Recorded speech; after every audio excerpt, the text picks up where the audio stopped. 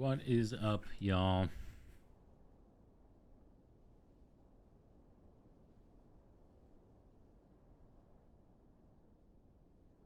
Just adjust my audio. Hope y'all are doing well. This is going to be a very chill, private-esque stream, extremely exclusive. I'm just going to crank the webcam off as well. It's kind of my vibe for this evening. Wanted to hang out, see if we can play a little bit of Spire, and ease back into things. I forgot my freaking decaf. Hold on, just 1 second.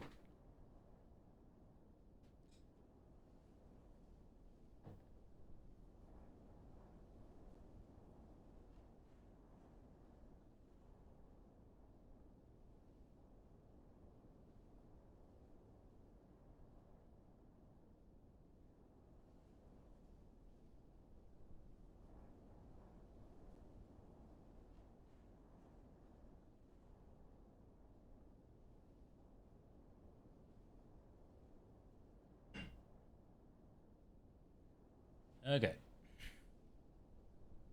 I don't know if I'm vibing with this list. It's good.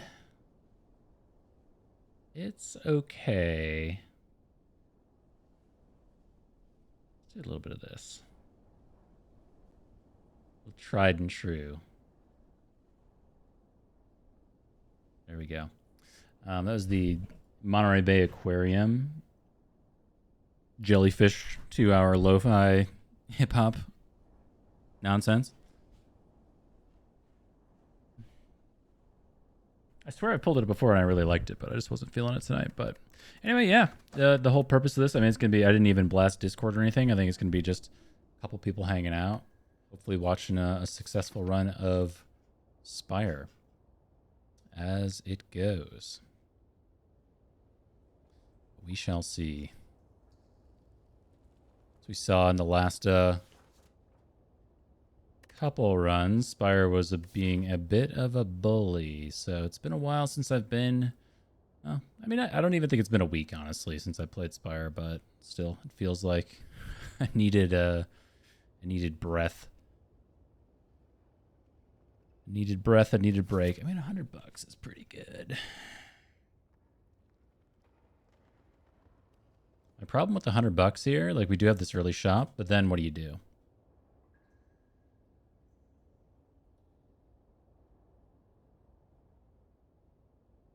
What up, Fiod? Spire guy is back. That's right. We're feeling extremely strong after 3 combats in a shop. We could take like an aggressive 3 elite path into Hexaghost. It's very few campfires though. Ideally, we're taking out this empowered elite, but that only leaves us with 1 elite in Act 1, which is a little bit sad. Alternatively, we can take a 4 combat path, no shop, and then take a late shop over a campfire if we want.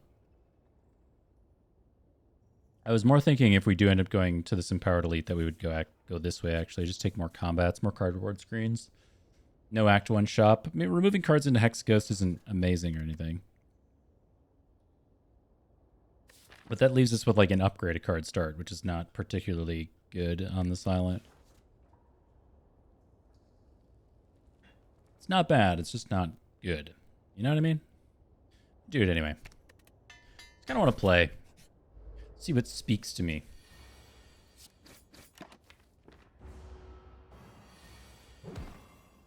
Yeah, how y'all doing? I played a little bit of Fallout 76 on stream earlier. I came away with a lot of feelings about it.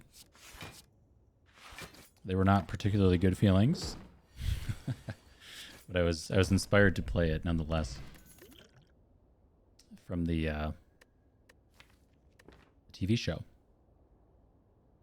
I played a little bit of New Vegas last night, and I was like, you know, I haven't checked out 76 in a very long time, so I just kind of wanted to see what it was about, how it was doing, and I was disappointed. It was, you know, 76, it's very much a games as a service game, and I think that's kind of sad, honestly. Like, it was weird. And apparently they locked the private servers away behind a paywall. So you can't even like go play by yourself. You're forced to play with players unless you pay for it, which is just like insane to me. Playing Fallout as a single player experience is locked behind a monthly subscription, if you can believe that. Just wow. What up, Rubbit?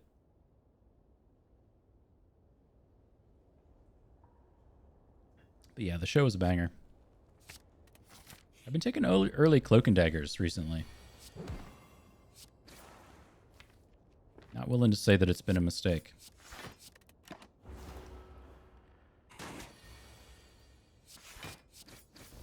I like it. It's a good little combo piece. Yeah, I mean, I hate to say that I agree, my friend Luke22, but it was just like, it was so sad. I don't know what else to say about it. It was just so sad. Okay, Caltrops beats Hexaghost. We could potentially do that. I don't prefer it this early, but it's a card. It's a power. It's up against Flying Knee and a second Cloak and Dagger, which I really don't want. The thing with Caltrops is it doesn't really help us beat elites in Act 1, but try it out. Oh.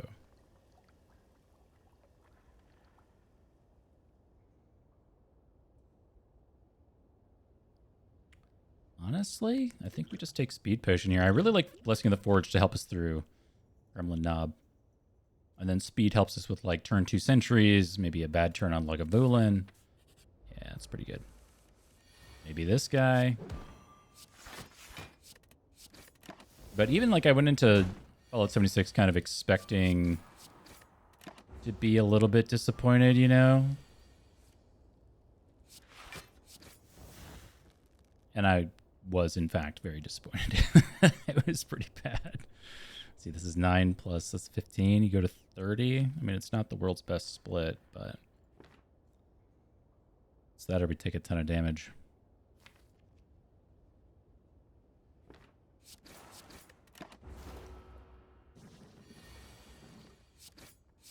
But the TV show I do highly recommend. It was a great experience. And I'm looking forward to when they just, you know, keep coming out with more. Okay, we're at 50% potion odds. This is a ton of damage coming in. We can Blessing of the Forge to save 10, if not a little bit more, because then we can neutralize over here and then defend. We're gonna be forced to do that, unfortunately. Sometimes it do be like that. But what else? I mean, I just felt like in 76, not to hyper focus on this, but in 76, it just kind of seemed like it seemed like the players running around just didn't add anything to the experience. It was just like they were there and you could see their buildings around, but you couldn't really, I mean, I didn't want to do anything with their buildings. It was kind of immersion breaking. And then, I mean, you're not really doing anything with the players other than emoting at them, and doing like group quests in a Fallout game didn't seem to make sense, and doesn't actually make sense in terms of like the wasteland. Like, you're not going to group up with a random person. Most likely, like, you're not going to trust them. You're not going to know who that is. You haven't even interacted with them. You're going to party up with them and go kill opossums or mole rats or whatever. I don't think so.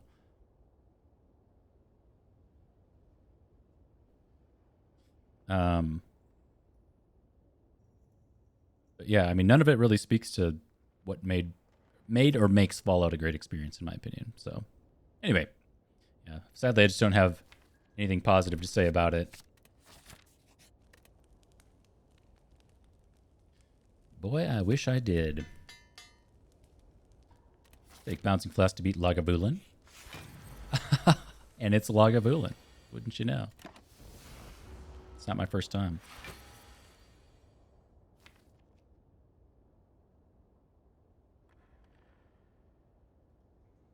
Wow, next turn is ass. And it's plus strength Lagavulin too. This is going to be our best open. He's going to come in for 22 and we can block for 5. If we open next turn, we don't get Bouncing Flask down, which I think is a huge mistake. We might just Speed Potion to save an extra 5 or something. Play this to not draw Caltrops again.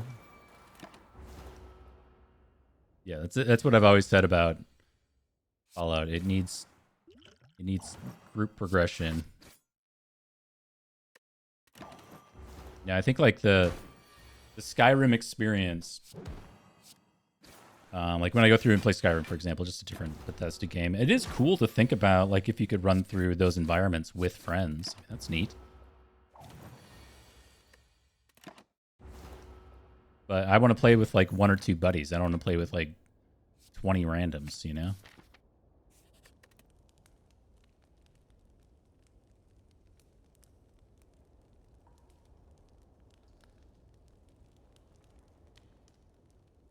You're tired of sucky Act 3 paths, that's all. I'll tell you, Bloom Brigade, I've been over prioritizing the Empowered Elite in Act 1 to help with Act 3 sucky paths. Because I think it's so rare, at least on the Silent, that you're feeling confident going into an Empowered Elite in Act 2. Sometimes, yes, you've got your Malaise Plus for Book or Corpse Explosion for Slaves or whatever. But if you can take this guy out in Act 1, it just cracks open so much. The value return from getting that out of the way is tremendous. I don't know if that helps you, but that is how I've changed my gameplay recently to be a bit better. And it's good. It works.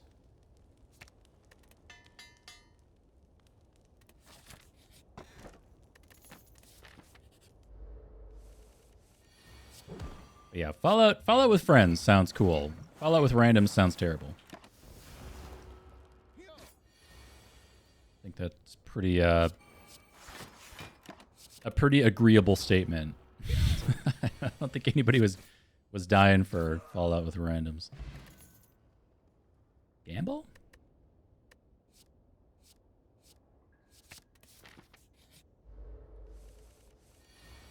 I'm a gambling man.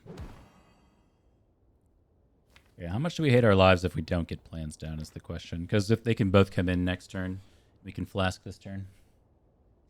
If we were to plans, we could play Defend, Poison Stab, hold Bouncing Flask for a better turn. I think that's also okay. And it progresses Nunchaku, which is like whatever. It's 1/10 of an energy. Yeah, we should do this.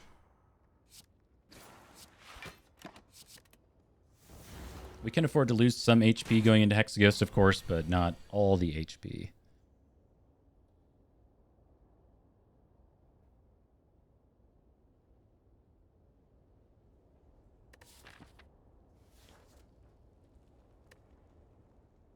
Currently taking 9, which is a bit lower than I'd like to do. We do have a skill potion we could use to try to find some block. It is a wildlife fight. Yeah.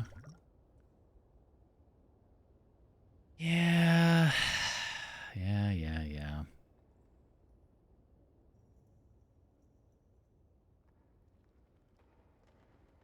I don't think there's a world where double poison actually is meaningful, and maybe better just a bouncing flask here. Their blingers going. Alright, well, fuck that guy. I guess you're dying now, and we're splitting our damage like a dummy.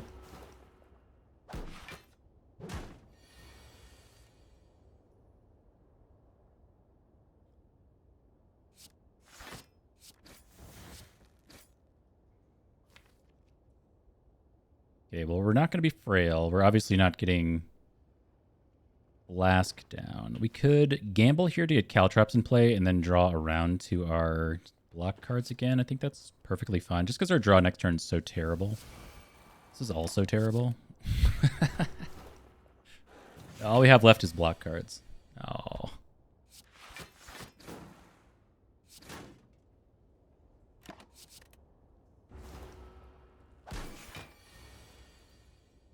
Okay, we'll just work on Shaku.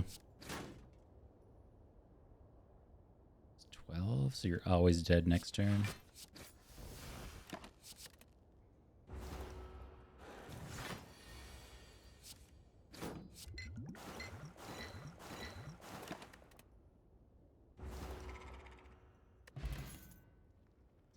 Deadly Poison is here. Well, and we're at 70% potion outs too, which is a huge bummer with this potion belt.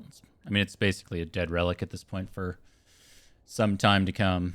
Deadly Poison, I mean, it's a pretty low value card. It doesn't say plus.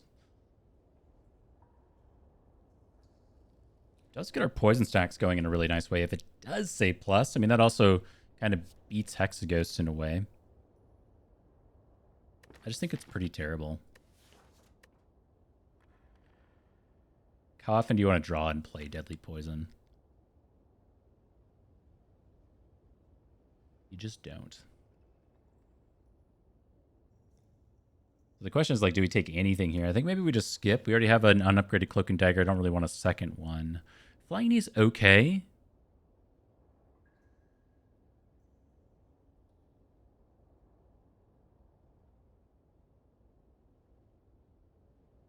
I feel like I don't want to be adding a Flying Knee at this point. It just helps us get Bouncing Flask down maybe a little more consistently, but I think I'm going to pass. Poison build. Poison build. We got a poison build. This is the poison build.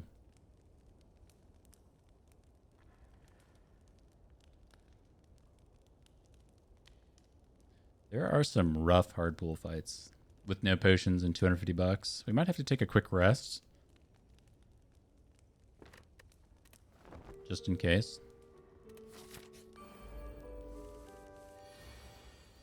This freaking guy. Okay, do we trade 6 of that HP to get a Bouncing Flask down?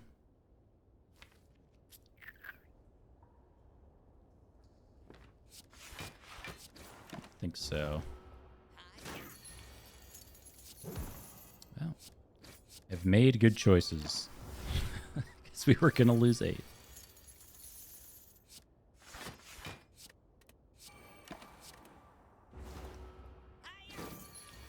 Yeah, I mean, really, if we got a Noxious Fumes here, we'd be feeling pretty good.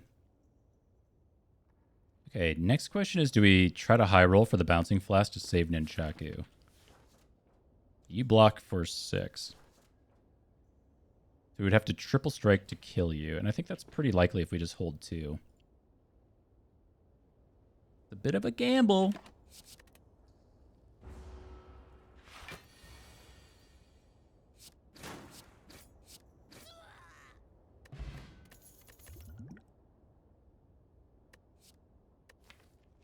Eviscerate with calculated gamble, huh?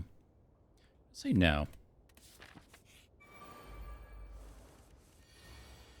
That's my choice. Okay.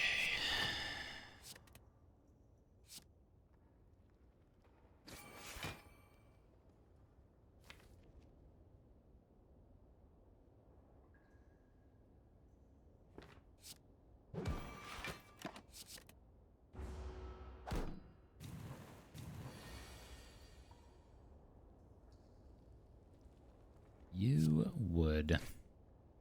Now, if we double block here, we take 6. If we poison stab strike here, we take 7. So, no Mathemagenius here, but let's try to take less damage.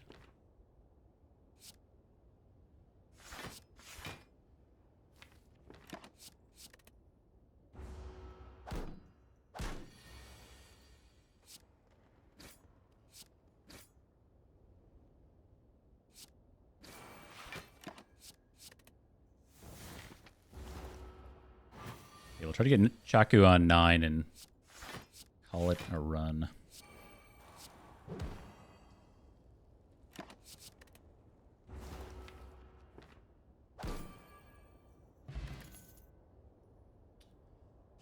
Eviscerate 2, huh? And Infinite Blades. Really wanted to see Noxious Fumes. I feel like we got a lot of good looks at powers in Act 1, just not the Noxious Fumes that I really wanted to beat Hexaghost. So we're probably obligated to upgrade Caltrops then. Not so bad. It is taking a 19-card deck into Hexaghost, so I think if we didn't have Well-Laid Plans Plus, we'd probably be looking to just slam in a couple more cards, get about north of 20, just to condense down the pile. Remember, like, so much of this is just starter cards, and we've actually only added 6 in.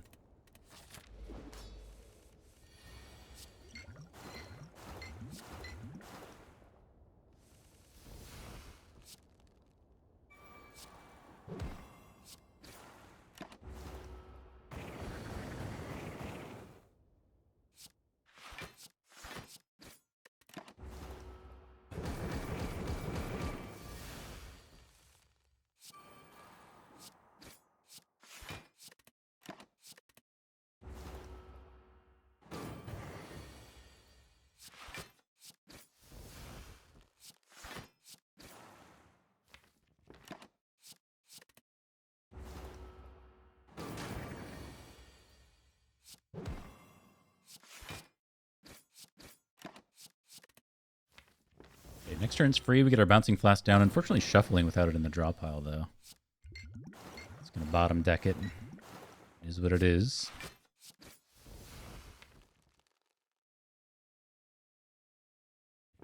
We're almost there. What up, Monhe? No longer stuck in Emerald Land.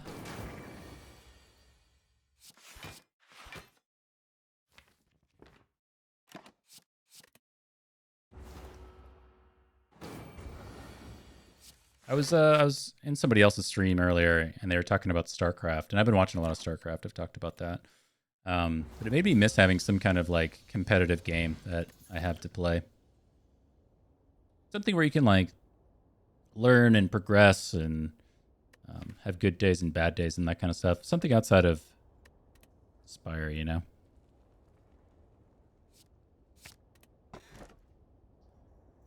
Ooh, Dripper.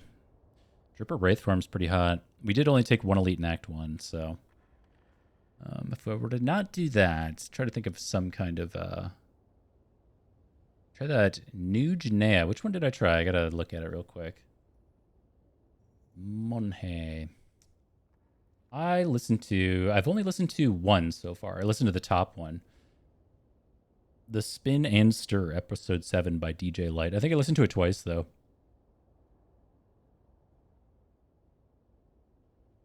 Polo and Pan. I may have already listened to that one, but I don't think I've listened to New Janea. Or however you pronounce it. Ooh, Rev Run got Heck Divers too, man. Let me give you some eyes. I wanted to play some Hell Divers too this evening, but I did not want to play solo. So that was the trade-off I had to make. It's like, well, I played Fallout 76 this afternoon on stream, and then I like booted it up this evening, and I was like, not really enjoying it. I think I'm just gonna uninstall it after this. It's also like a 90 gigabyte game. I mean, it's huge. I don't know why it's so big, but and I was like, I just felt like chilling. I did watch the show. The show's fire. Highly recommend it if you haven't seen it yet. That's actually what inspired me to boot it up. I played a little bit of New Vegas, and then decided to check out 76 on stream earlier. I haven't played 76 since it came out, and I thought maybe this thing is better than I remember, and it wasn't. Unfortunately, it just falls short of expectations.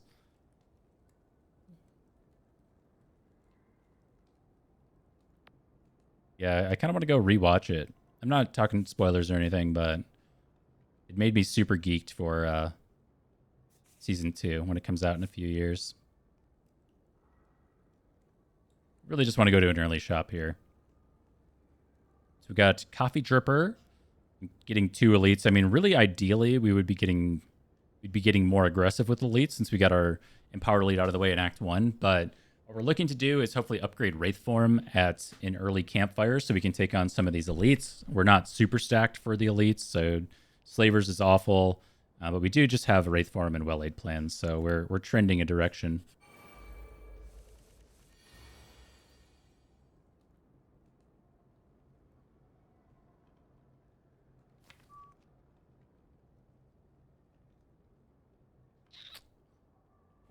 We're just gonna turn 1 Wraith form. Maybe we'll like try to turn. No, I don't want to turn 2 Wraith form because that would allow us to Bouncing Flask next turn and start killing.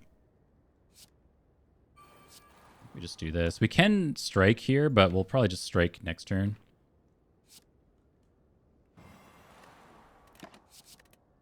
Yeah, show's so good. Yeah,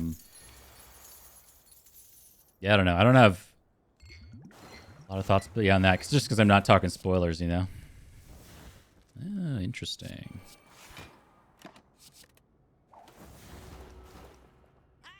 I actually saw that there's a mod, some kind of compilation mod for Fallout New Vegas that combines New Vegas and Fallout 3 into a single world. So If you're at all geeked about getting into Fallout for the first time, there's a really cool option out there to experience like some of the best that the genre has to offer. Let's see, what do I got here? I didn't actually math this out. I got to make up 15. I cannot make up 15. Can attack potion. That's a lot of health.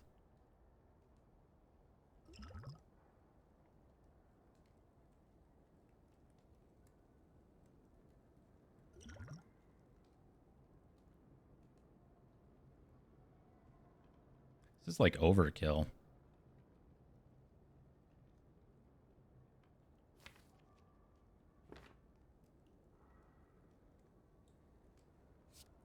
I guess it'll have to do. This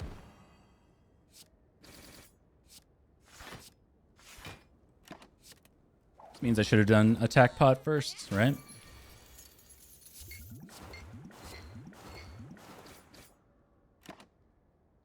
But yeah, what else? I mean, Helldivers is a good time. I had another Helldivers experience the other day where it's like, if you're not playing with friends, it's pretty awful. Like I got into a game and it was like I played for 35 minutes on a 40-minute mission, and then the host just decided to quit out, so the entire lobby collapsed and you get nothing. I mean, it's like, it could be a pretty miserable experience, honestly, going through Helldivers as a solo. And the game is clearly not balanced around having solo play. Let's see what we get. Dolly's Mirror, interesting. And I get my fumes in Oracle too. Dolly's Mirror on Wraith form, obviously a banger. They don't say plus, but it gives us enough block to get through basically all of Act 2 and 3.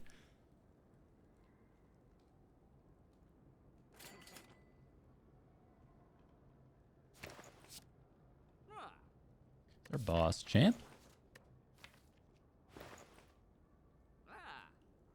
I do want fumes, and I think I just want to remove a card. Like, if we didn't want to do fumes and Dolly's Mirror on Wraith form, then to beat champ, we'd have to buy a cultist potion here. You have to have some kind of scaling, but we're just going to let, like, I don't know, in theory, like 9 turns of intangibility guide the way. I mean, defends are pretty terrible here, too, honestly.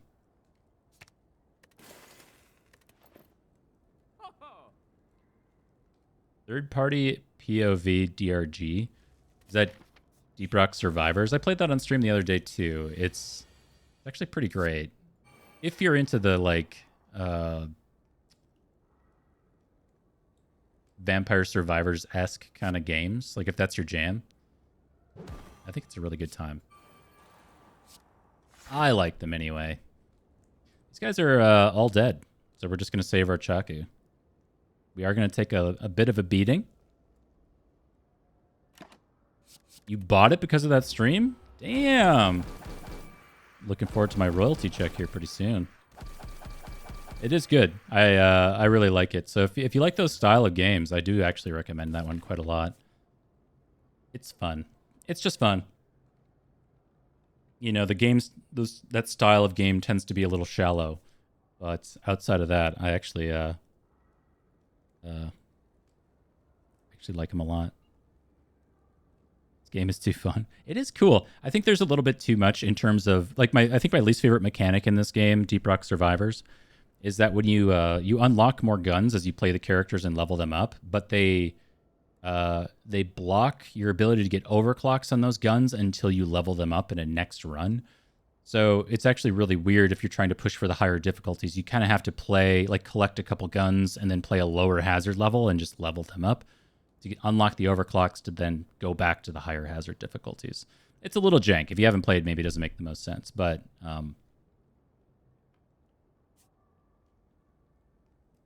yeah, it's still good. Still good and worth it. This is an abysmal mystery floor. So I play Fire Driller all the time. I like in Deep Rock, I play Engineer all the time. That's kind of my go-to. And I really like the Engineer in that game. But, you know, you get your little turrets, you put them down, and then there's this combo with the base turret on the Engineer where you can upgrade the base turret to plasma damage, which causes the shots to ricochet off of enemies and walls and stuff. And then the second upgrade or overclock you can get makes it so you can the turrets will do damage to the walls. So you'll have these plasma shots bouncing off of everything. You get a ton of shots because they just fire super fast. You get a ton of turrets down, and then they'll automatically mine all the walls for you. And it's just like, it's so cool. I like that combo a lot. But I had a hard time not playing Driller. Just because, you know, when you're in the game and you're... Oh, Jesus. Sorry, fucking Chosen. When you're in the game, mining the walls is like such a cool thing that you end up being able to do. I don't even know where this goes, honestly.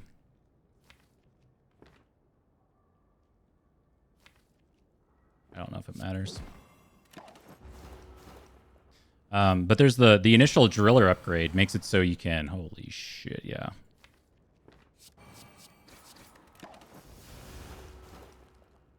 Hold on, I'm getting mind flooded by Chosen.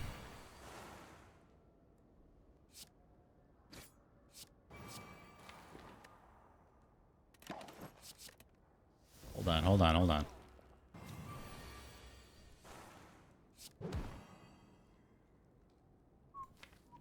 Just get lucky.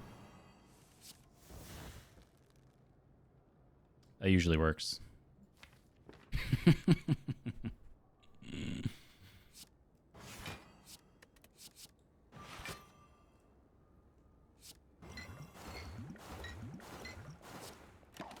I mean, you got to get the poison down. Excellent. It makes it so you mine walls faster, is all I'm trying to say. So you can go through, mine the walls a little faster. I think I had lethal there. Picking 2 for no reason. Oh, we're going to caltraps and kill anyway. Derp. So I like that. I think that opens up a lot of avenues in the game.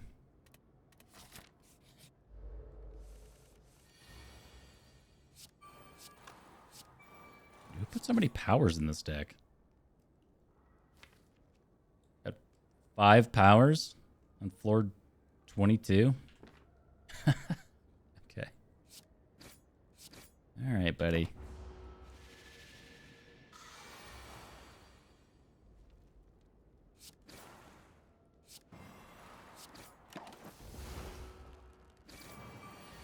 I'm missing Oracle so much right now.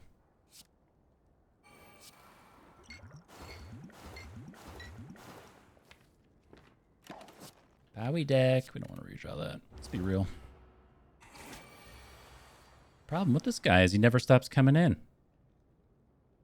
610.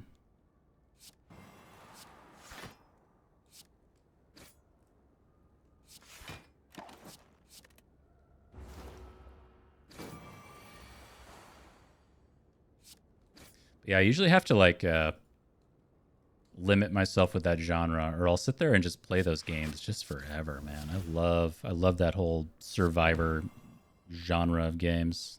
Right.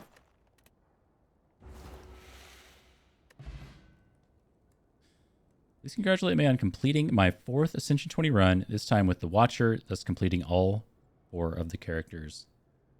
Well, I'll save the snark about the Watcher not being a real character. Congratulations, honestly. That's awesome. That ain't easy, man. A20 Spire, you are in rare air. I gotta look at this. I was talking about this on a previous stream. Where is that? It says complete Ascension level 20. It's 6.7% of gamers who own Slay the Spire. So you're in rare air. And I think the Ascension 20 achievement is not for a heart kill. That's just for beating Act 3. So if you've gone through and done 4 heart kills, you are, if you did that on 1 character, I'd assume you'd probably be in the top 5% of gamers. And then if you did it on all 4 characters, I mean, it's got to be like less than 1% of people who've done that. It's not so easy. Congratulations.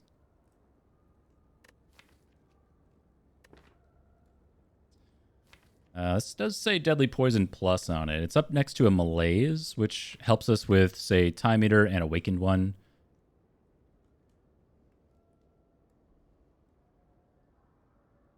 wonder if I care.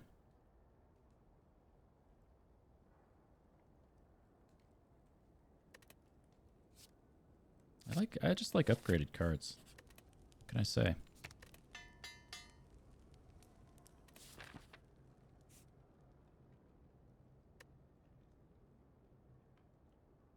Shoot, I would have said something nice without even having to redeem points. Excellent. I feel much less inclined to go to this shop, though we should be able to just remove a card, right? I mean, that's a big component of what we're trying to do here. Just get rid of strikes, lean into the Poison Monkey build.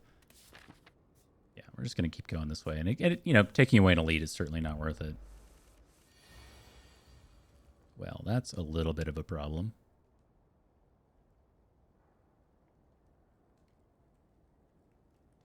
So we kill these guys very slow. We don't have Caltrops or Noxious Fumes on turn 1. We don't have our well-laid plans, so we can hold this other Wraith form.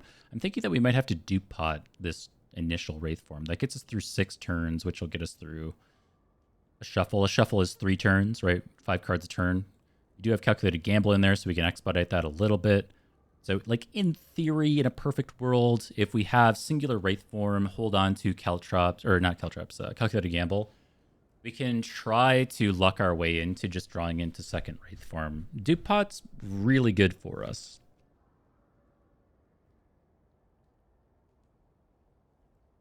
But so is not dying. That is also pretty good for us. I'm just going to rip it. So we're going to rip that. We're going to lose all our dexterity, so I'm just going to do this and drink our regen pot because we're so slow. Deadly Poison also would have been pretty great. Maybe I was supposed to do that.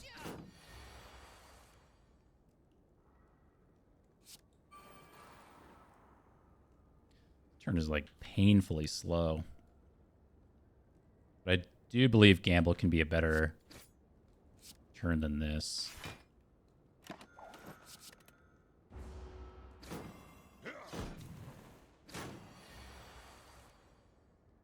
Ay, ay, ay.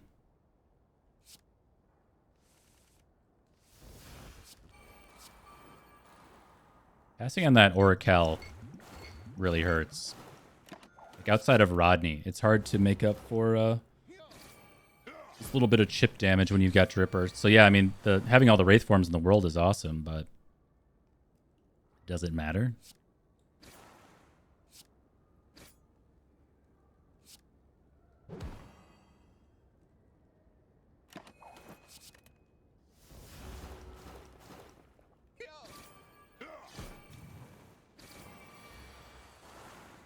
There's Wraith form. So if we had not duped the pot, we would have had 1 turn without this Wraith form. So we probably would have died, depending on what buffs we had and all that stuff.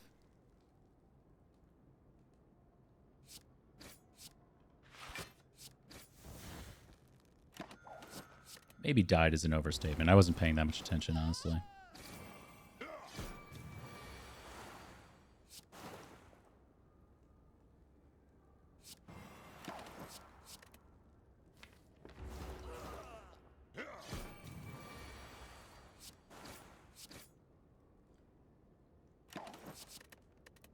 This is my first run today. It's my first run in about a week. I was on a... What did we do? We did like a 5-game winning streak on Silent a couple weeks ago. I hit 5 wins in a row, which was pretty good for me. I mean, I'm pretty pleased with that type of win streak. And I was probably winning more than half my games just in general this year. And then I just went on this big losing streak over the course of a day or two. And there was like one stream in particular where I streamed for like 8.5 hours and I slammed in like 3 losses in a row on Spire. And then I went to play Balatro to have some fun. And then I just kept losing on Balatro too. And I was like, dude, I'm just not playing card games again for another week. So this is all that to say, this is my first, not only my first Spire run, but it's my first card game run in probably about a week or so. Man. Buying a ghost is pretty sweet. We already have 2. I think not drawing strikes is probably sweeter. Show me Snecko Skull. Oh. That's pretty great. Bottle our well-laid plans with our lantern. It's free. So we have 2 upgrades before the end of the act. We probably do want to upgrade our Wraith form. Maybe Noxious Fumes, just to get the poison going faster. We don't block well outside of Wraith forms, so we can, potentially hold Wraith forms for a while in Champ, but eventually he's going to be coming in for 20 plus damage while we're frail or something, and without a footwork or anything like that, we are going to struggle there. So yes, we definitely do want to get this other Wraith form upgraded, but it's a matter of, like, with the bottled well-laid plans, like, does it matter right now? Would we rather progress our poison cards so we can actually kill things faster and try to take less chip damage, etc.? 5 wins in a row. I'm honestly very, very happy with 5 wins in a row on Silent. That's better than I've probably ever done in the past. And I don't know if Money's still here, but I really credit it to this like one co-op run I did with Money offline. We just kind of talked about Spire and more of like big picture things. Like, what are we doing here? How are we thinking about Spire just in general when we're playing it? And it completely like morphed how I was looking at card reward screens. And like in a way that like when you do anything for a long period of time, it's easy to get into habits. It's easy to like get into thought patterns and things like that. It's human nature. You do really need someone to come in and like from the outside and do this kind of more consultative approach and say, hey, that's not how I would do things. And you can disagree, but if you don't have that like secondary opinion, it's very, very difficult to do better, right? So all credit goes to Money and that great chat we had and that great run. But that's always my advice when people come in to like, how do I get better at Spire? I just started or something like that. I'm stuck on Ascension 7 or whatever. Like you've all seen these questions come through from time to time. And one of the pieces of advice I always give is like, come up with your line that you're going to do on any given turn and then come up with a second line. Just think of like a different thing you would do and then make your decision. Just get in the habit of thinking 2 ways on any given turn. And that can help break that patterned thinking. Like, Jawworm's attacking me for 9. Do I survivor here and take 1, or can I afford to like full block? Think ahead a little bit. Get out of those patterns. Anyway. I think I want to upgrade a poison card. It's kind of deciding which one. Like, I feel like Gremlin, Leader, or Book of Stabbing. We just want to get the poison number higher faster.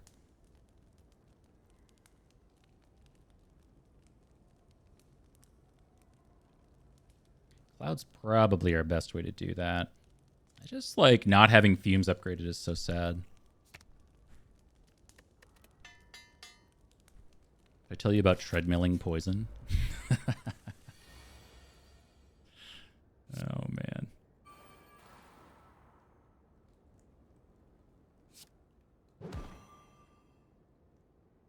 Really don't want to Wraith form on turn 1, but whatever.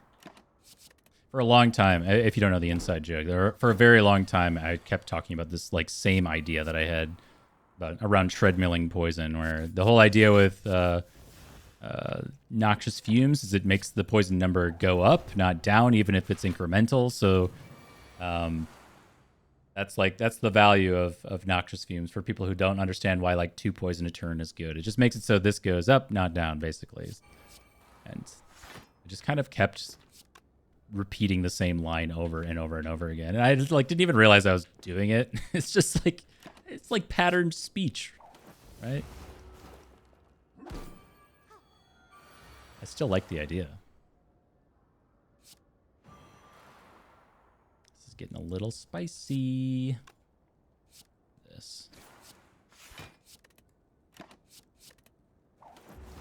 Got 2 turns to kill, and we are not there yet. Oh my goodness.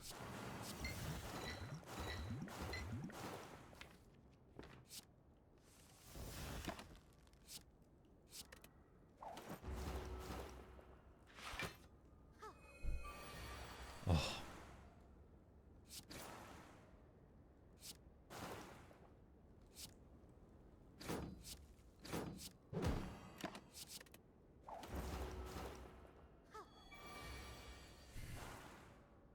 She's pissed.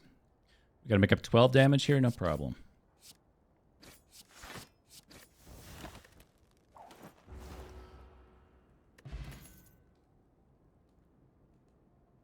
And backflip is backflip. It draws cards. I know we're doing the Wraith form thing, but having something other than just Wraith form is usually important. You can get through like so much of Spire just slamming in Wraith forms, but then there's that like thing you reach. It's either like it's going to be the Act 3 bosses, you know, that's the multi-phase combats. Like Champ is kind of in that group. But the Time Eater, which is going to wipe away all our poison, the Awakened one, which you really want to get through that first phase without having to Wraith form or two. Unless you got Burst Catalyst shenanigans going on. You gotta have something here. We do not participate in good face, bad face.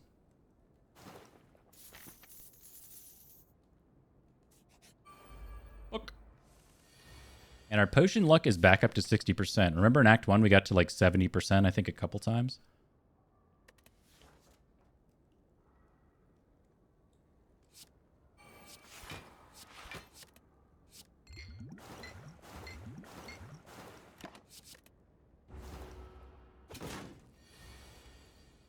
Do I have any cards I think are undervalued by the community? I think I could probably only speak on the Silent in particular.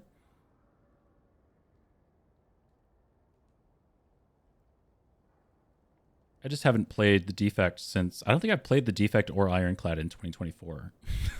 I've just been slamming Silent runs because it's what I want to do.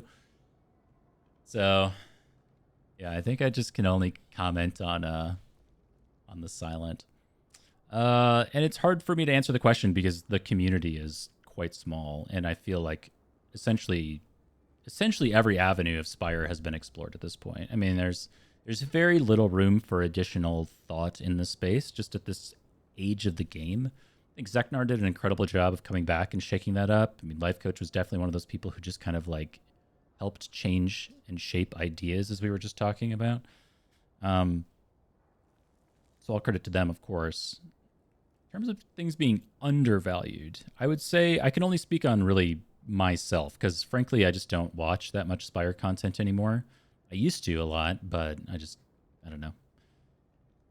I don't play or watch that much Spire. So anyway, to your question, I think I have changed a few things in particular about Act 1. I don't know if when you came in, but I think it was Balloon Brigade said something about being cursed by bad Act 3 pathing, and I was talking about how I started reevaluating the importance of getting the Emerald Key in Act 1 on the Silent in particular, just because she doesn't handle Act 2 Burning Elites very well at all. So you end up almost inevitably kicking it off to Act 3. And then you're pigeonholed into some path, and you're like removing a lot of value in Act 2 and 3 if you're trying to pivot around or into the Emerald Key. Because I think there's a lot of like, think about it this way. So let's say we're in our current situation where we got our Emerald Key in Act 1. Great, we can do whatever we want. We can choose our paths. It's totally wide open, whatever. But this is the part, it's like acknowledging empty space in a way. So when you don't have your Emerald Key and you go into Act 2, you either are going for it or you're not, right? There are really two dichotomies at play here. There are very few cards that you're going to pick up in the short term that are going to allow you to path back into the Empowered Elite. And you also have to be on a trajectory to be able to do that. So let's say you're making this choice between yes or no. And the choice either way is going to be inherently limiting. So let's say you're trying to go to the Empowered Elite. Well, much like the problem with Act 3, then you're probably trading off some resources. But also when you're trying to pivot around the Empowered Elite in Act 2, you're making some kind of sacrifices to not go a certain direction. So you'll always have to adjust your pattern of play based on the Emerald Key. But I feel like where the Silent is strongest and weakest, she tends to be strongest in Act 3 and 4. Usually you have your shit together, hopefully, if you've even made it to Act 3. A lot of Silent runs die in Act 2 because you just haven't solved a core problem of the game of, like, can your damage scale? So let's say you've solved this problem and you get to Act 3. Ideally, you want to be taking as many elites as possible. You really want to be getting as much advantage from the run as you can, but you already know if you've made it this far, your deck is pretty good. You're still looking for some stuff, but it's pretty dang good. So, if you can get to Act 3, oftentimes you can just solve most problems already. So that's where you're trying to extract as much relic-based value out of the game as possible. And if you haven't got your Emerald Key piece yet, then that's a problem. So anyway, it's not a direct answer to your question because it's not a card based thing, but it is a value based thing, right? The Emerald Key it's a value thing. You got to go to it or away from it.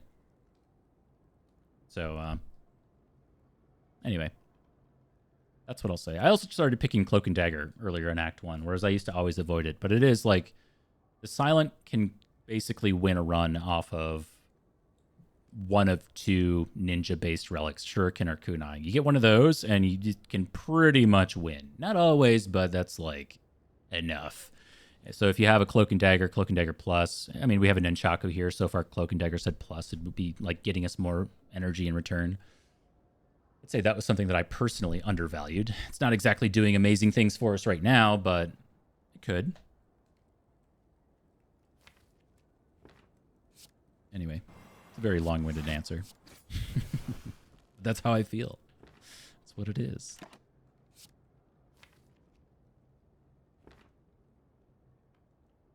Okay, do we want to... I think we can get rid of this Wraith form and draw back to it. I'm going to try to do that. Because we got Nunchaku ready to go. Caltrops to go down. Sadly, I'm going to have to, like, do that. We might have to gamble. Probably not this turn. We're going to do exactly this. We're going to shuffle. We don't want to redraw the neutralize, strike, or defend. And then we'll avoid 2 wounds here as well.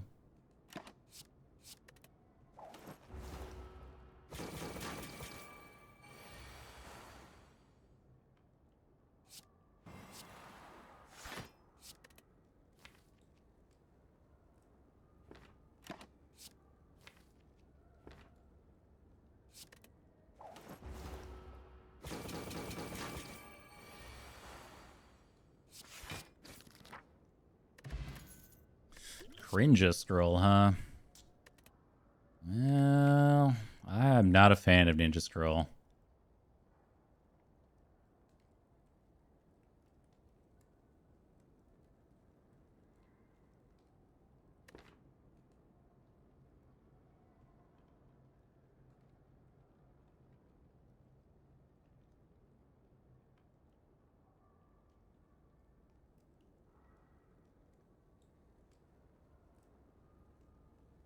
I think that's happened more than once. Where I took Ninja Scroll and then got Bag of Prep or something. Yeah, it just doesn't do that much for us here. If we had Shuriken Kunai, I'd be more inclined to do it. But Nunchaku alone in a poison-based deck doesn't make me want to take Ninja Scroll. I think I'm going to pass. Lure is like, okay. Not good long term, but it is okay short term. You know, it's one of those.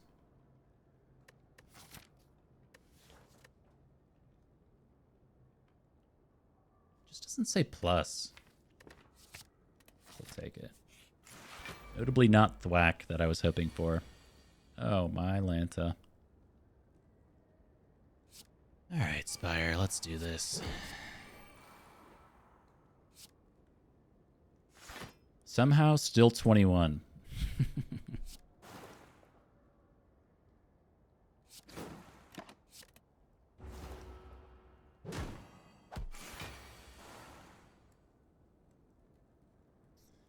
Well,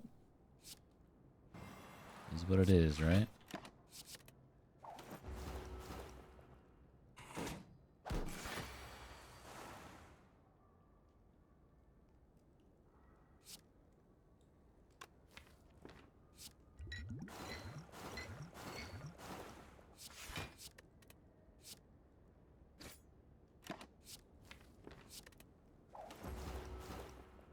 The good news is that they don't heal. The bad news is neither do we.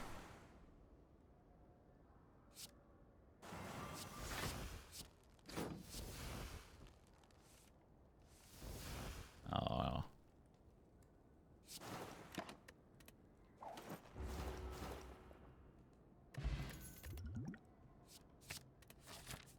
Found it.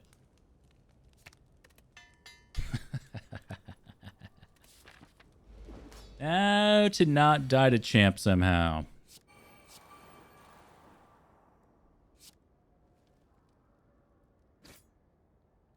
We don't have burst, of course, so we're going to have to wait for a while, but it doesn't like lend itself nicely to Wraith Form Phase 1, because we will reach a critical point where we can just Catalyst and then win over 2 turns, and that's really just all we're looking for, so try not to die in the meantime. Hopefully not have to pop Wraith Form on turn 2. That would be really sick.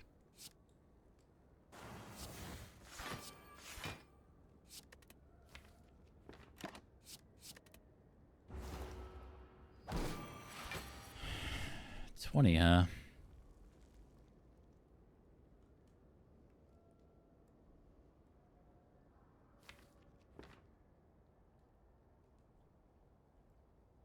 We don't have fumes down. Something about noxious fumes or whatever. Treadmilling poison.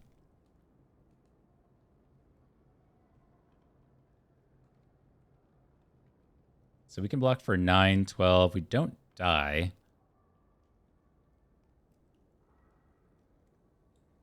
We've not seen pellets, no.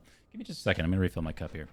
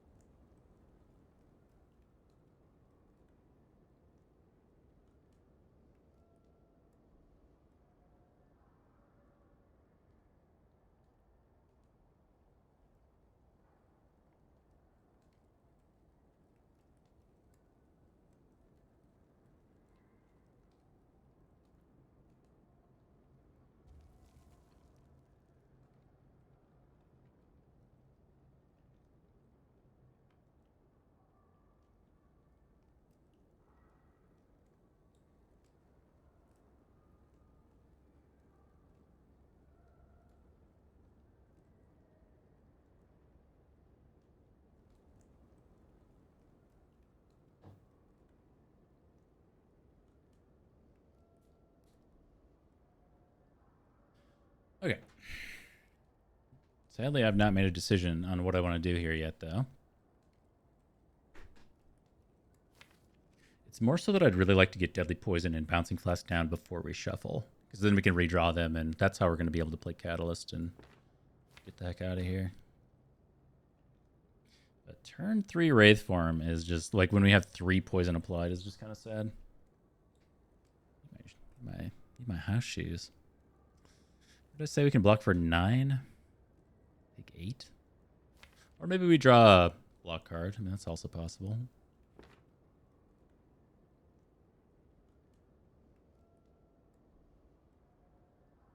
Because then, like, the problem with that is if we just get attacked next turn, then we end up having to Wraith Form, and then we shuffle out Deadly Poison, Bouncing Flask, and it's actually less poison. Yeah. I think we like have to do that.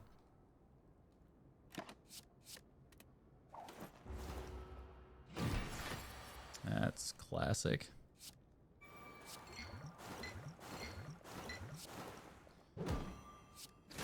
Classic champ stuff.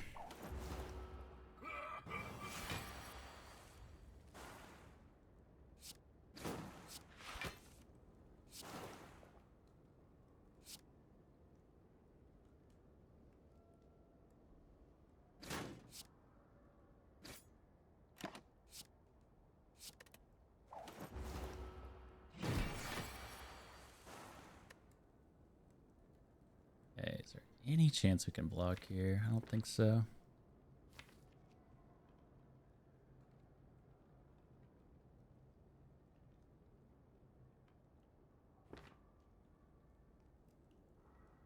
Let's just see, because we don't have Nunchaku, so we can block for 3, 5, 7, 9. Take 11 and die. Well, seems like the choice is pretty easy then. So now the question is, like, do you gamble here? You draw 5, so we don't force the shuffle. You could Catalyst this turn. Seems wrong. Let me see where that works out to, though. So that's 105 damage. So 343 minus 105 puts you at 238. So that's actually not a split. And minus 105, minus 105. So that's actually, I think that's perfect. It would actually be 233 because of caltrops, but that's also fine.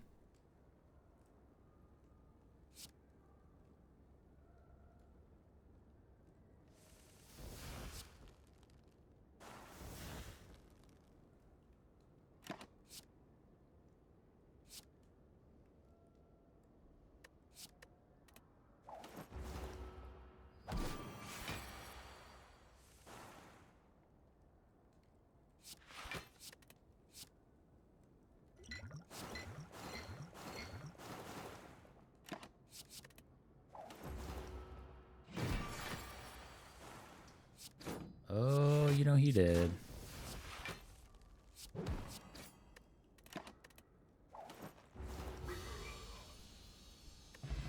Not too shabby. We got a regen potion. The Nightmare card is here. We've got bottled well-laid plans. We've got 2 copies of Wraith Form. We got Catalyst Plus. That was like probably the best card we could have asked for, other than it was like Nightmare Burst. That's pretty much it. And then because we have Nightmare Wraith Form and we can guarantee to line them up every single time because we have the bottled well-laid plans, like it doesn't matter if we bottom deck Nightmare or Wraith Form, we're just going to look to upgrade this copy of it. The tricky bit that we'll have is energy, basically, right? Because this is a 6 energy combo if you need to both Nightmare Wraith Form and then play Wraith Form. So the only way to do that is on turn 1 if we go to 5 energy and then have Lantern, right? In some niche world, if Nunchaku's on 9, maybe we play like Neutralize to get to that 6th energy or whatever. But the good news is that we have the extra energy right here in Philosopher's Stone, and it doesn't matter if enemies have +1 strength if they can only ever do 1 damage at a time to us, right? So we click. First boss is going to be Donu and Deka. So much like I was saying previously in the Book of Stabbing fight, really one of our main goals here is to just extract as much value from the floors that we can, and the best way to do that is probably just through trying to find more relics. Early shop is okay just to remove a card. Ideally we'd go to like, well, I don't even know at this point, honestly, just because the Act 4 shop is probably just getting potions. So I think I might go to this early shop and then make some decisions. Could look for Mind Bloom a little bit. Best rare relic we could find is Tungsten Rod, aka Rodney. If we found Rodney, I mean, that solves pretty much everything.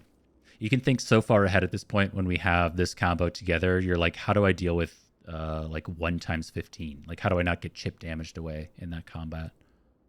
And the way to do that is with Rodney. Also Oracle, which we already saw. And also, in theory, do it if we can find orange pellets, you know? Let's get started.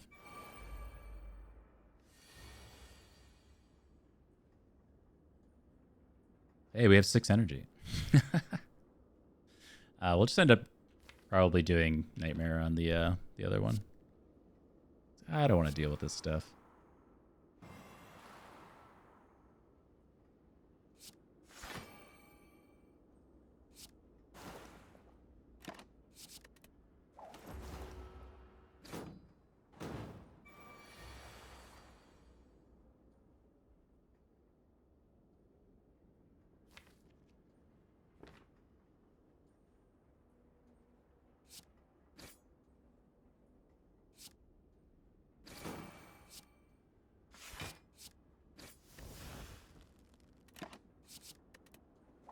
I guess I could have just thrown Catalyst. We don't need to hold on to Catalyst for like any reason, right?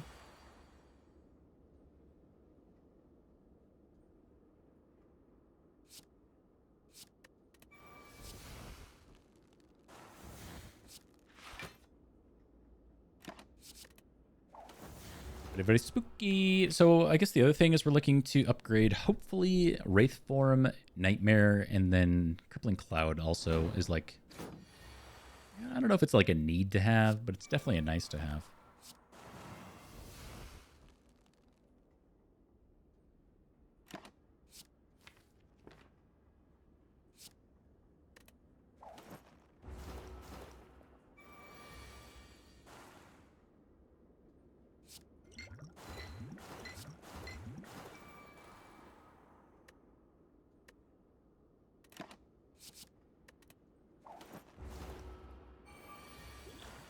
Maybe some thought should have gone into whether or not I should use regen potion to clear up the potion slot. Like, not that colorless is a super high value potion for us or anything like that, but it'd be nice to just to use it.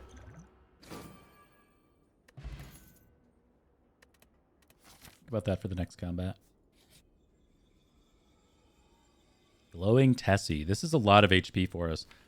So what we'd be really hoping for here, of course, is Apotheosis. I mean, I feel like you're always saying that, but it is very good here. Master of Strategy. All of the uncommons, you know, maybe one of the more value ones would be like a Dark Shackles because we don't have Piercing Wail in here. So, again, maybe just like holding off on a turn of Wraith form if we were allowed. I don't think I'm willing to sacrifice 10 HP for it, though. You don't have any sustain. Just get lucky. So stupid, man. So stupid. Oh. So neutralize plus or blur. Neutralize plus is really not doing anything for us, but eventually blur isn't either. It's just like I said, it's a temporary stopgap while we are trying to get wraith forms in play.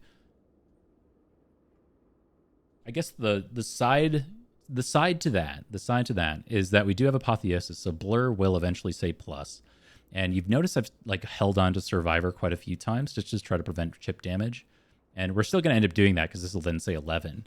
But having another block card that says 8 isn't so bad. I think it's probably just neutralized, though. It's not really doing anything for us at this point. It's just breaking artifact, which is relevant. I just want to, again, it's like this, you know, trying to think a little bit outside of what I would normally do. Okay, Frozen Guy is here. Would help with gamble, would help with backflip stuff. It's not like the most important thing. I think like, I mean, I tend to hyperfixate on removing cards in silent runs. It's actually a problem, but just removing strikes is pretty excellent because we already have the winning combo in the deck. It's just a matter of drawing it, in my opinion. Just gonna do that. Potions suck. Bandage up is cute, but probably not necessary.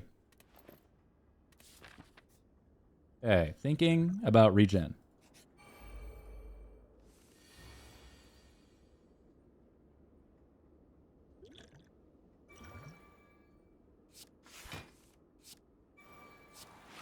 Yeah, I think it's hard not to do because Spire tends to reward.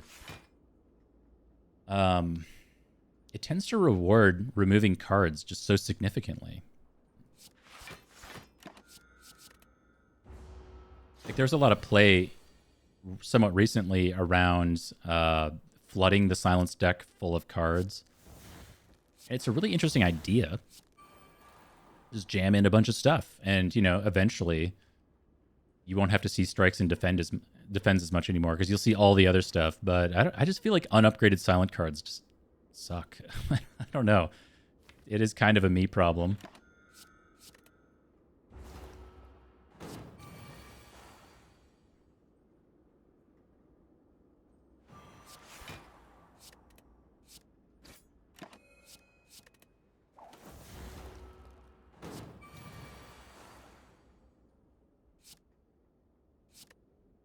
I definitely do not need this many copies of Wraithform. Just putting that out there. Put that into the universe. Letting it be known. We're going to be at full health here. Yep, we're going to be full health after this. So now we just got to work on Nunchaku and killing this thing.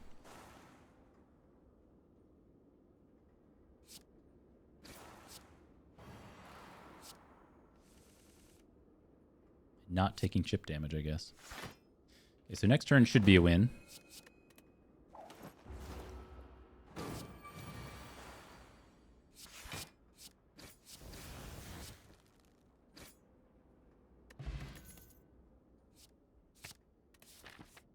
The acro card is here. Okay, so let's take a look at our paths. So right allows us to get an extra elite, but it's very minimal campfires. And I still believe that like upgrading cards is somewhat important. We do have to recall it one. So we know that we have Apotheosis, and that's fantastic. Like eventually that just works out in a really advantageous way. But there is a world where we also need to Nightmare Wraith form on turn 1, and we're bottom decking Apotheosis. Like that's half the time. It's going to be in the bottom half of the deck. So I like kind of fixing for that and making sure that this does say plus. We don't want to be Nightmare Wraith or Nightmare on Wraith form for the unupgraded one. So it's still a great value for us. So I do like this 2 elite path. It gives us one more look for Mind Bloom.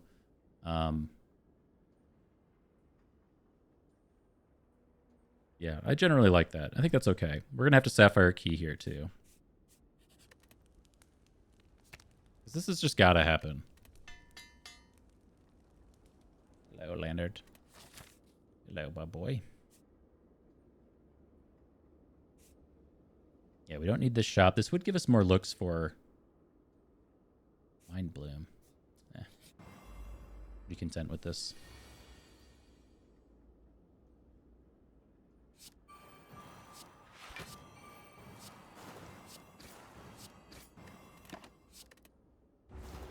Ow.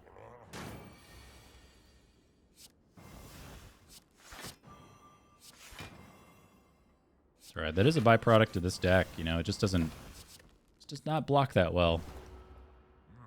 Then again, an 8-block silent card is actually pretty sweet, if you think about it. Like, it's amazing how much of the game actually changes once you can just block. For 8 on the silent. All the, like, base... oh, we're not going to get, like, Annie Nunchaku, but whatever. All the base block cards, once they say 8, they're sick.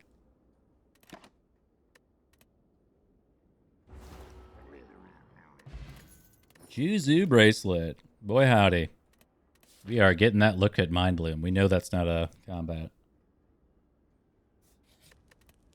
Okay. Recheck. So we got 2 campfires after this. One of them's a recall.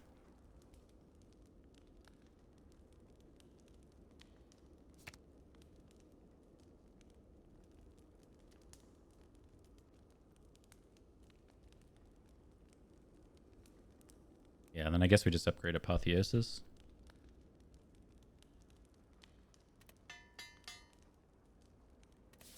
Look, we already know that half the time this is going to be a bit frivolous and unnecessary.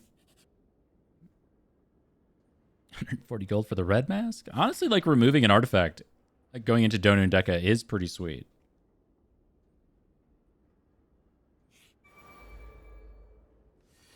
Can't rule it out.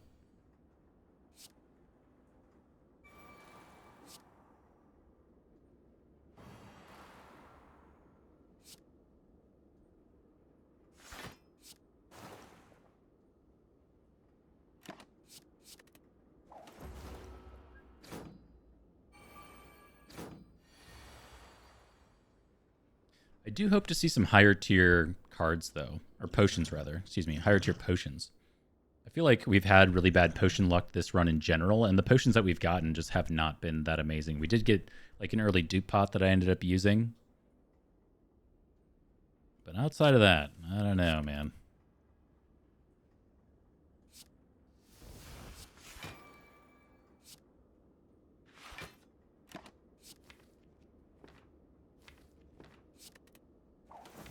No fumes down, huh? I was really hoping to just Nightmare Catalyst kill Repto in this fight.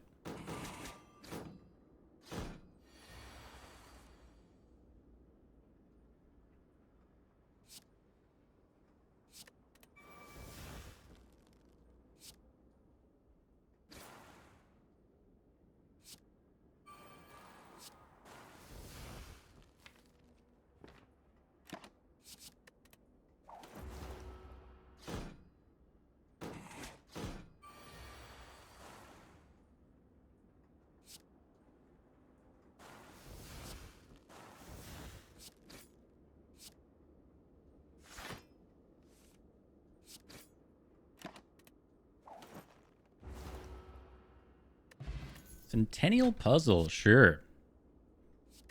Sounds like, or it looks like the game was listening and is going to give me a power pot in return. Thank you, game.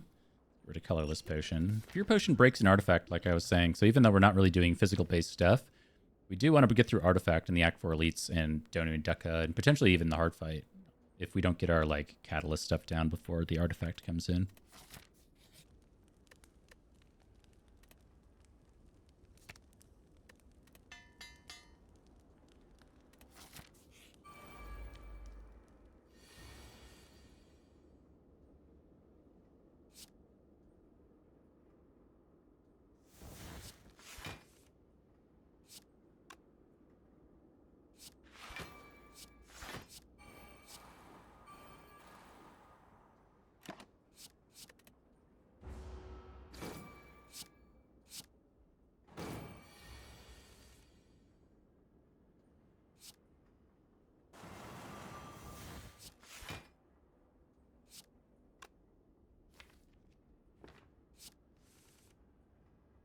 Mm-hmm.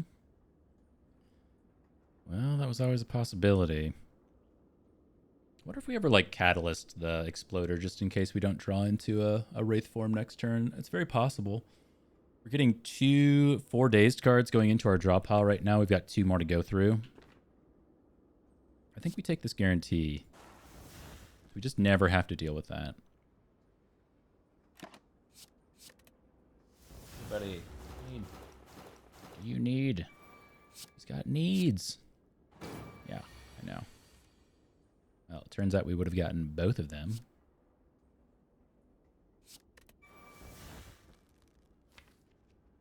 I did not get fumes in play. Why didn't I do that? I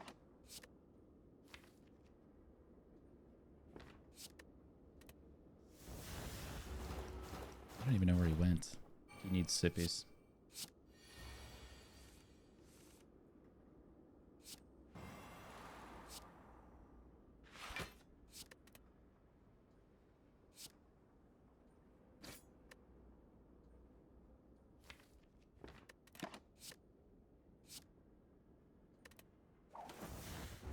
I don't really know at this point. I'm just trying to get that guy out of here.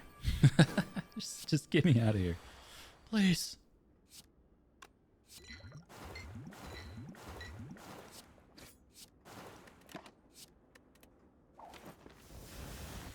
All right. Looks like we're good. Cool. One more fight to go after this, too. So we get deflect, outmaneuver, and quick slash at this point in the game. No, thank you. We'll move on. I'll be back in just a second.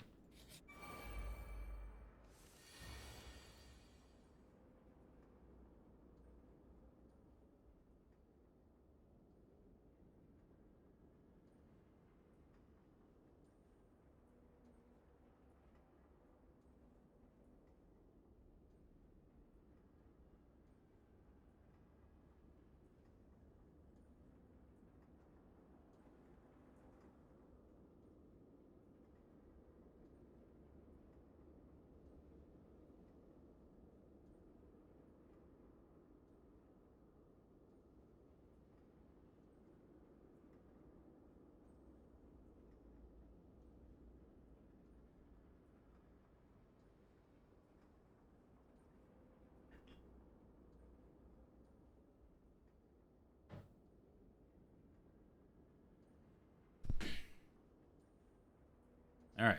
See if we can guide this one home against this freaking guy.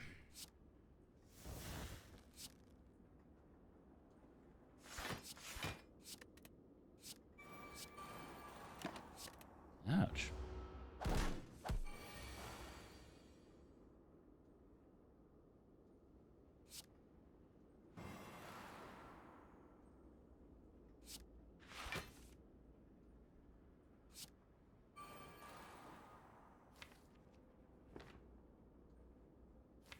Do I just win if I Nightmare Catalyst next turn? Probably. I have this Deadly Poison coming up too.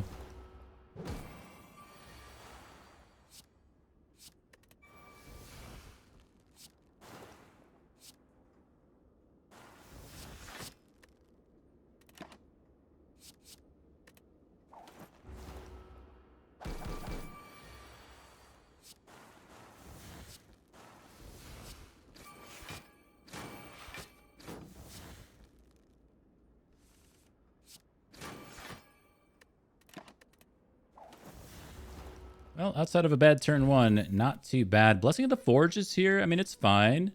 Bouncing Flask is also here if we wanted even more poison coverage, but I think we probably have enough to deal with most bosses. It's just a matter of actually dealing with Artifact at this point, going into Donu and Deca, which is where it actually comes in pretty handy.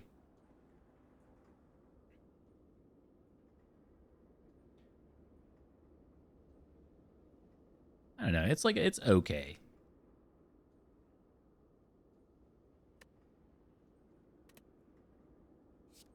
Feels a bit unnecessary. I feel like this is like, it's one of those super niche choices where it probably doesn't matter in the long run because we're just doing Nightmare Wraith form stuff and then we win because we do.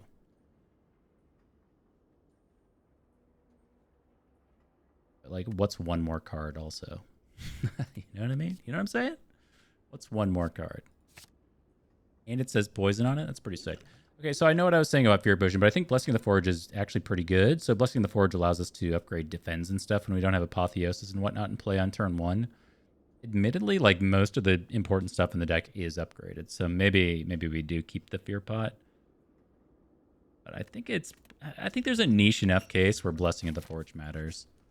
But I'll take it. I know, it seems a little ridiculous, but it's my choice.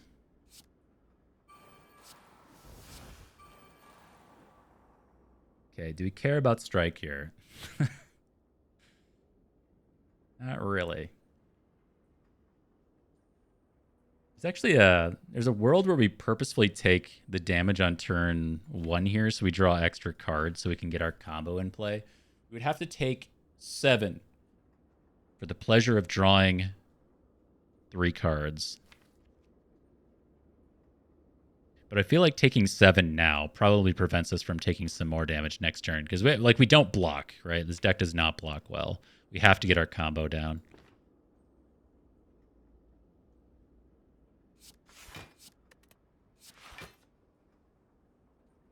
So close, too. I'll say if I had thought more on this turn, we what the optimal play would have been play a single defend and then Apotheosis and then play the other 2 block cards. So we'd only end up taking 2 here. That's like such a crazy niche scenario. I don't know if I've ever done something like that, but that was the play. A top deck Wraith form. How about that?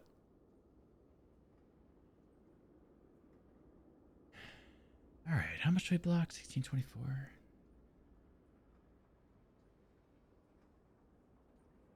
Actually block more than that because we can cloak Nunchaku. So it's 2430. We take 2 if we just block here, but we don't actually do anything if we do that, right? 20. Well, we could full block.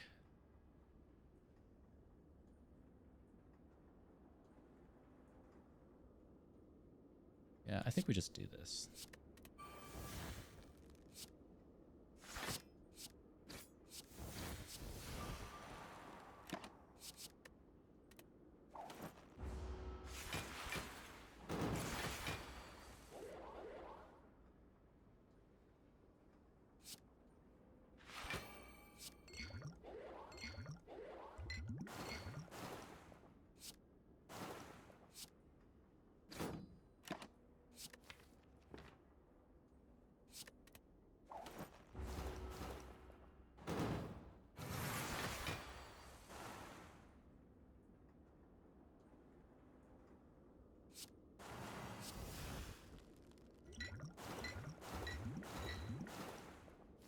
Yeah, isn't that just like an insane way of thinking too? Play an unupgraded defend to then play the other 2 to save an extra 5 so you can proc Centennial Puzzle optimally. I'm just happy I saw the line in the end. Little victories, I guess.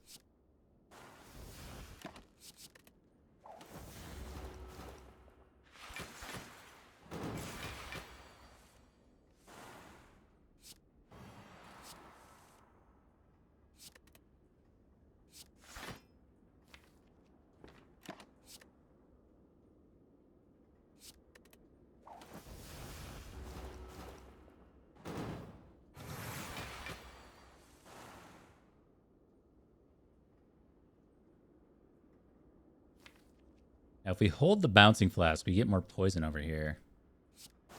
Probably correct. And then we just work on incrementing Chaku.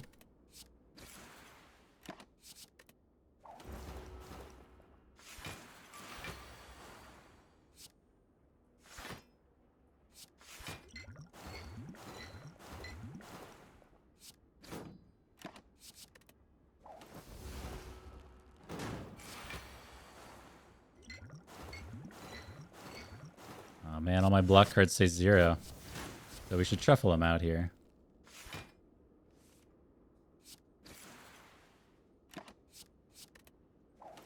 Sadly, we'll probably end up having to take 2 here.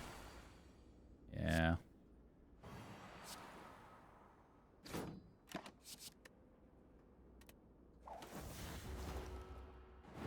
Survivor might have saved us, but that's a lot of dexterity down on 14. All right, that's all set up. This is a very light relic bar.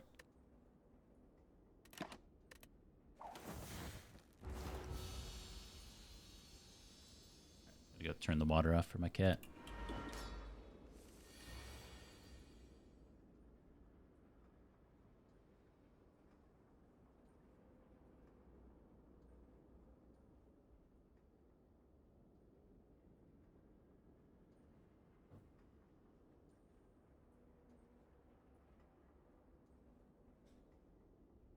There. Don't want to be the cause of the next drought here in California. All right. So in my heart of hearts, I had hoped to just like Nightmare Catalyst and get the heck out of here. Can still plan on that, actually. We just have to single Wraith form and then hold the Wraith form when it's kind of weird. Almost certainly the best way to beat Time Eater. We only need to get 220, or excuse me, 240 poison applied. Not hard with 4 piece of Catalyst. It's just that we can't really afford to do Nightmare Catalyst turn 1. We would have to basically guarantee that we have poison coming up next turn, which we can never do. We really only need 1 poison card to come through, though.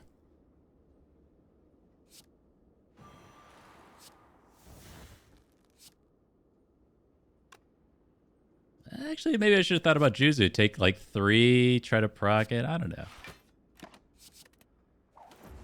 I believe.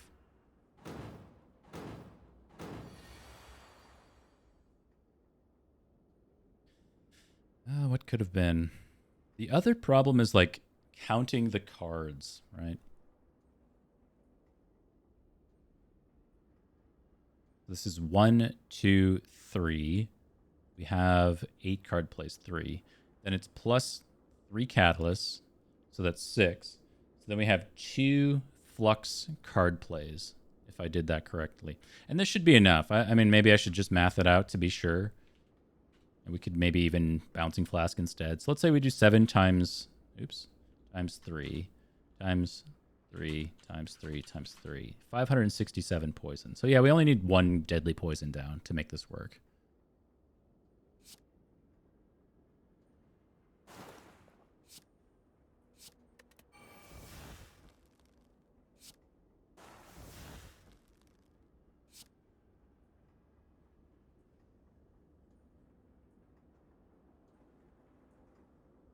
Making sure I did that right. On the number of card plays and stuff. Be fine.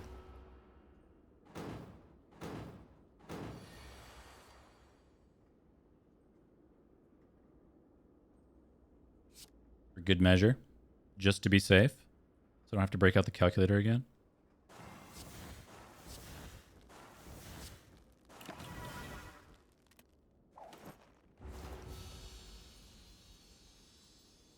It's always nice when you can just destroy Time Eater on the silent. Take no damage. It's so satisfying. And we've been gripping this poison potion for a very long time.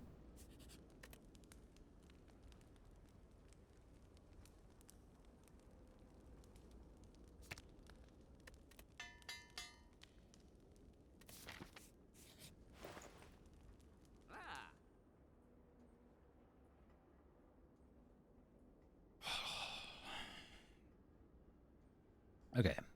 Paper Crane was almost here. I think we just like take card remove and do a 360 and walk away. There's not much else here for us. Our potions are okay.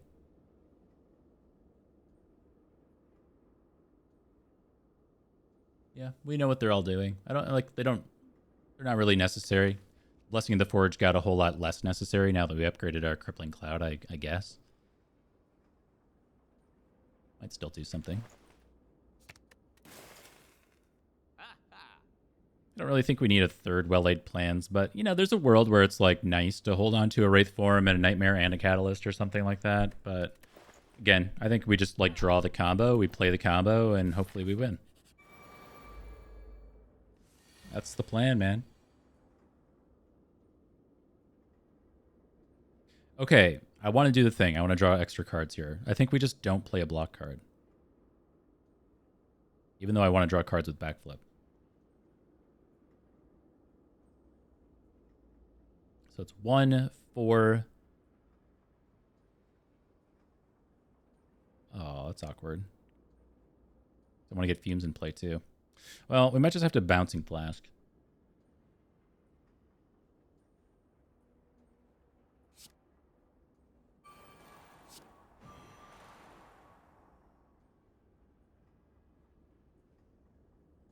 Yeah, it's okay.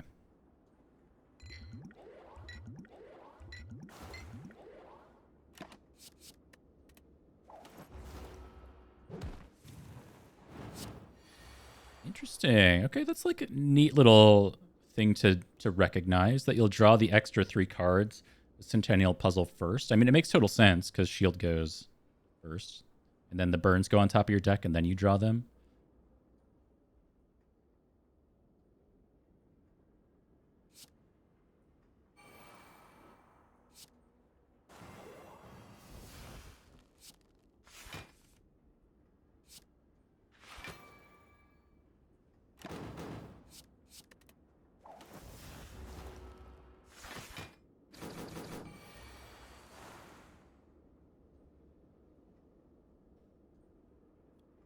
Is it Nightmare Wraith form? I mean, I think we just go for Nightmare Catalyst again and play Wraith form. Because, like, we just win, right?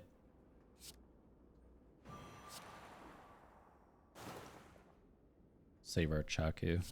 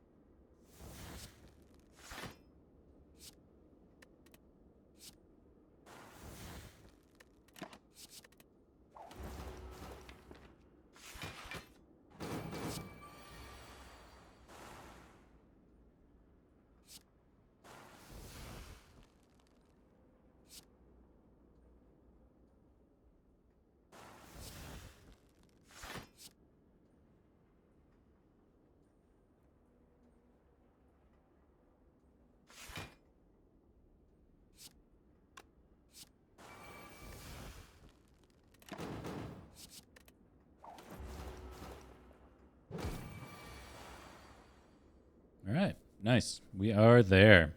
You need to do anything else?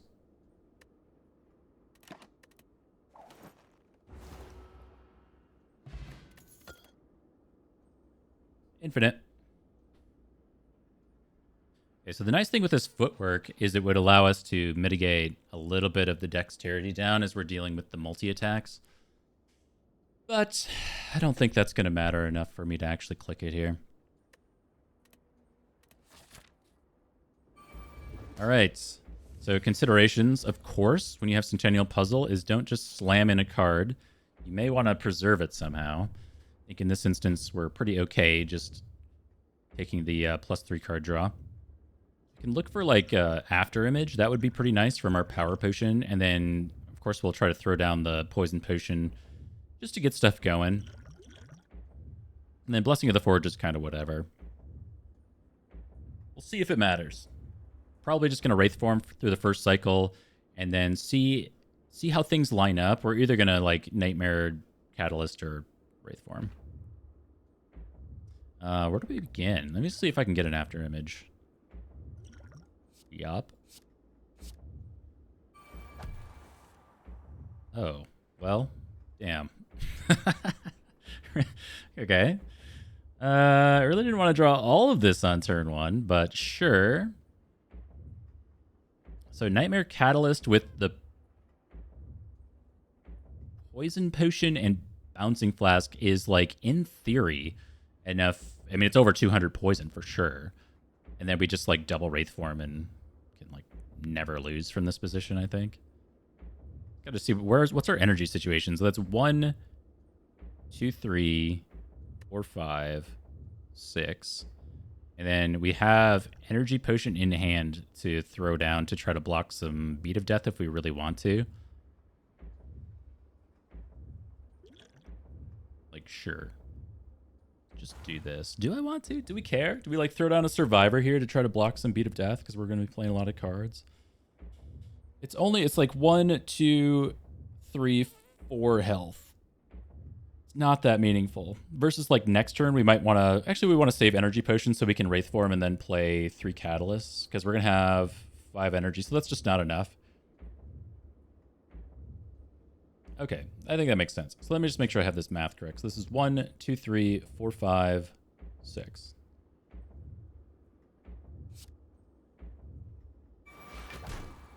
Oh.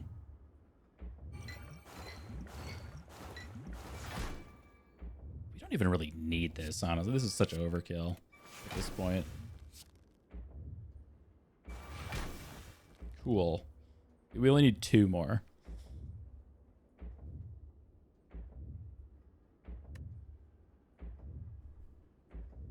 Do we need to hold on to a second Wraith form is kind of the next question. We do 1, 2, 3, 4 turns. No, we don't need to.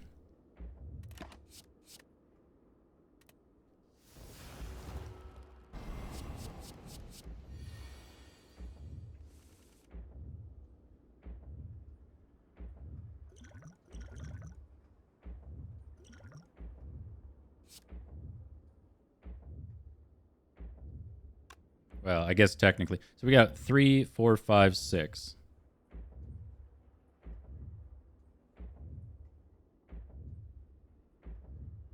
Three, 4, 5, 6. So he's Survivor.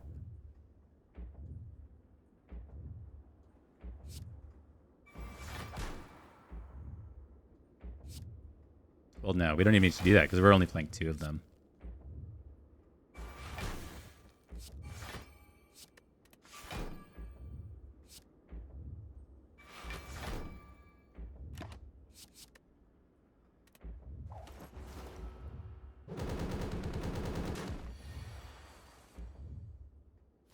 Now, admittedly, the bar could be greener. Slight room for optimization.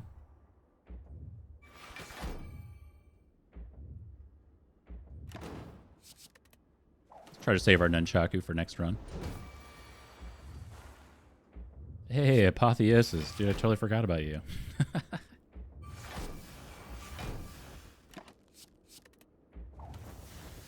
Oh no, Wraith form's wearing off. Oh my god!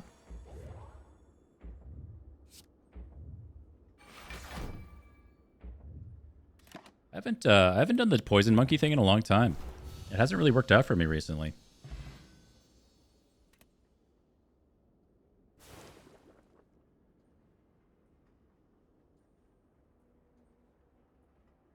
Hey, we're so back. We're so back. Nice to get a win under my belt. Honestly, in what was otherwise a very chill, easy run. That's exactly what I wanted to sit down and do this evening. That's all I was really looking for. A nice good one. So there's not, I mean, honestly, like, so in these types of runs, here's what I like to do. I like to come to the screen and I like to say, that was very easy. We don't need to sit here at this point in the game's life cycle and talk about why Nightmare Wraithform, Nightmare Catalyst, and Poison is a good, strong combination. That's not really valuable to anybody. I hope. Very few people. Very small percentage of people that's valuable to at this point. maybe there's somebody out there who hasn't seen that combo before, and that was really exciting. But everybody else, it's like, yeah, okay, green character makes the bar green. Very cool. Other than that, I think the main thing that I like to talk about now is when you get to these types of decks and these types of combos. Oftentimes, it can feel like you're playing against the game to get a combination like this to go. But what I've realized over the last little while of playing Spire is that you actually increase the odds of this happening. Go figure. If you get more card reward screens, and you can see through the first two acts, we only took 2 events. Everything else was combats. So and campfires and whatever. But if you're condensing the run down and just taking more card reward screens, it turns out you're more often to be able to find card combos. Right? Like, I mean, I know it makes total sense, but for the longest time on the Silent, I was afraid to take on a bunch of combats because she felt like there were these very specific points in the run where you become incredibly weak. So the 4th fight in Act 1, you run into the big gray slime, you can't block anything, you're not really doing damage at that point, and you take a bunch of damage. And that can happen. Or you run into like gray slime jawworm, and jawworm's buffing on turn 1 and you're taking frail turn 1, and you're like, oh my god, next turn is going to be awful. Or whatever. I don't know. Whatever it is, gang of gremlins without an explosive potion. You know, like the list goes on. And then that third combat in Act 2 as well. Like they're very scary components of runs. But what I've realized and what I've found is that if you just kind of plan the best you can, take the best card quality that you can, you know, you're playing around Knob and the elites, but also playing around everything else that you can, you're effectively getting, of course, more cards out of the run. You're getting more gold out of the run. You're getting more potions out of the run. And in the end, that's like, I think a lot of people look to the relic bar for whether or not they want to run, but that's just not always the case. And this is a great example of where the relic bar, like, yeah, there's some good stuff in there, but like we bought Dolly's Mirror, you know, like I think the bottled tornado on Well-Laid Plans is extremely cracked and good, but like Sundial did literally nothing. Juicy Bracelet didn't do anything meaningful. Nunchaku was like, okay, I guess. We didn't really go that direction. And Potion Belt didn't really matter at all because the cards were doing extremely well. Like we still won the run without Potion Belt. We were not slamming potions, and we didn't get good potion luck this run anyway. So basically just won the run through cards by and large. And I think that's a really important like takeaway for me for the Silent. It can feel scary, but you know, taking more cards, you get higher rare card chances the more fights you do, so you get, you know, hopefully better card reward screens as time goes on, more upgraded cards potentially, that kind of thing. And that, I think that just leads to like overall, like if you look from as high up of a view as you possibly can in your Spire playing time, I think it leads to an overall higher win rate if you're just seeing more cards, seeing more potions, more gold, that kind of stuff, instead of just always like planning the run around elites, which is easy to do.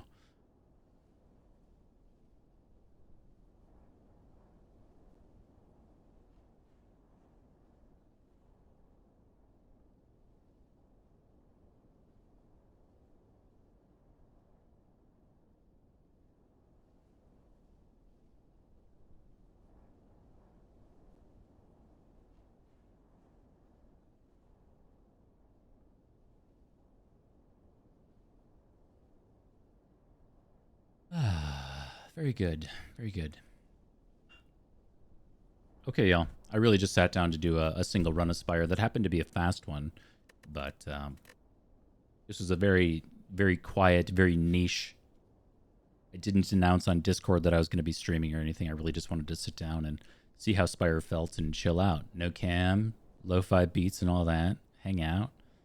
And I had a good time, but I'm not going to try to slam in a second one for today. Just because I don't want to push it or anything. Let's go out on a high note, call it a good run and the start of a new streak. So that is the run, or the plan, you know, of course, is to continue on. We'll see what tomorrow brings. I don't think I'm going to be doing Fallout 76 again, just based off of how I felt on the game and stuff like that. But there is there's a new Peglin patch I've been meaning to stream and check out. So I'll probably try to do like a little 1-2. I need more Balatro videos too for the YouTube. So I need a little bit more Balatro. I got some more stuff I still want to do in that game. Peglin, and then of course Spire. But I appreciate you guys. Thank you so much for hanging out. It was great chatting with y'all. Thank you for being here. Thank you to everybody who decided they want to come back next time and follow the stream. Thank you, thank you, thank you. This is a little bit of an atypical one, but you know, it is what it is. I'll catch you guys again soon, all right? Bye-bye.